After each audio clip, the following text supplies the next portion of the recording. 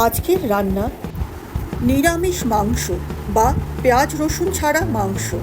উপকরণ রাখবে 500 গ্রাম খাসির মাংসর জন্য 3 টেবিল স্পুন সর্ষের তেল, 1 টিস্পুন জিরে, 1টা শুকনো লঙ্কা, হাফ টিস্পুন হিং।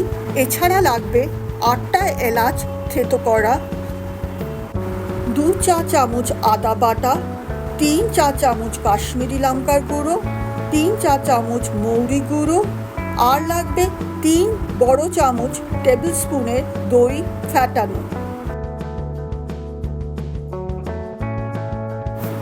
একটি প্যানের মধ্যে তেল গরম হয়ে গেলে পরে তার মধ্যে ফোড়নটা দিয়ে দেবেন। ফোড়নটা একটু নেড়ে নিয়ে তার মধ্যে মাংস দিয়ে দেবেন।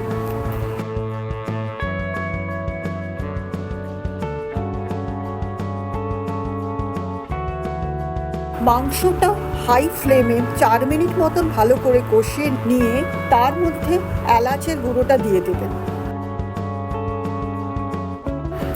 এরপর মাংসটাকে আবার 3 থেকে 4 মিনিট ভালো করে কষাবেন। তারপর দেবেন আদা বাটাটা।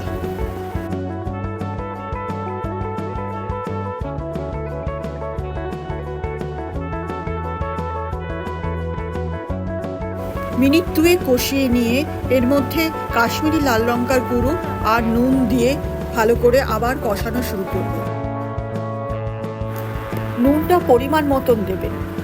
2-3 মিনিট কষিয়ে নিয়ে এর মধ্যে মৌরির গুঁড়োটা দিয়ে দেবেন, দিয়ে আবারও কষাতে থাকবেন মাংসটাকে।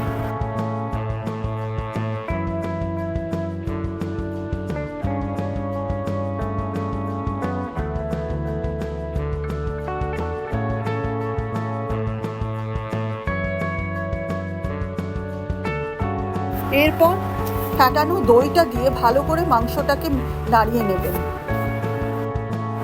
জল দেবেন, গরম জল 1.5 কাপ মতো দিয়ে মাংসটাকে একটু নাড়িয়ে নিয়ে ঢাকা দিয়ে 45 মিনিট মতন রান্না করবেন।